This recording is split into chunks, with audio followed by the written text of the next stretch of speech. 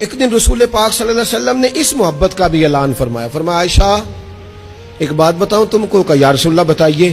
فرمایا جب تم ناراض ہوتی ہو تب بھی مجھے پتا ہوتا ہے, اور جب راضی ہوتی ہو تب بھی مجھے پتا ہوتا ہے. یہ دیکھو نرخ بازار محبت کا انوکھا ہو گیا, اور خود خریداروں میں شامل آ کے مولا ہو گیا. جب راضی ہوتی ہو تو تب بھی پتا ہوتا ہے, تو ناراض ہوتی ہو تو یا رسول اللہ کس طرح بھلا؟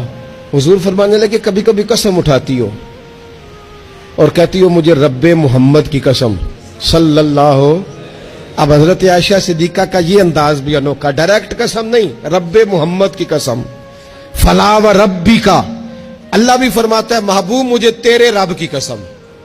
یہ اس انداز کی آیت یہ اکیلی ہے قرآن پاک میں. فلا و ربک, محبوب مجھے تیرے رب کی قسم. حضرت عائشہ قسم اٹھاتی تو کہتی رب محمد صلی اللہ علیہ, مجھے محمد مصطفیٰ کے رب کی قسم.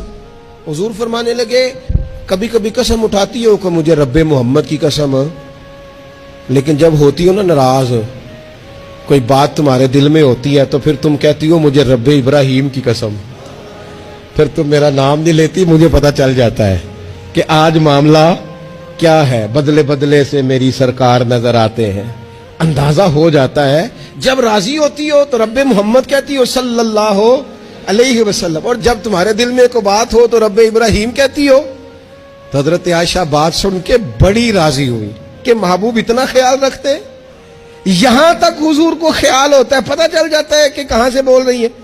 تو محبوب نے جب کہا نا ایسا کرتی ہو, تو حضرت عائشہ کہنے لگی حضور قسم مجھے رب محمد کی, میں نام ہی چھوڑتی ہوں, دل سے تو نہیں نہ نکال سکتی.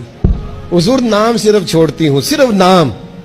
وہ نام میں حضرت ابراہیم کا لے لیتی ہوں, وہ بھی تو آپ نے یاد کرایا ہے نا کہ وہ جد الانبیاء ہیں, آپ نے یاد کرایا, تو نام صرف چھوڑتی ہوں, باقی تو ہر چیز کا مقام اپنی جگہ پہ قائم.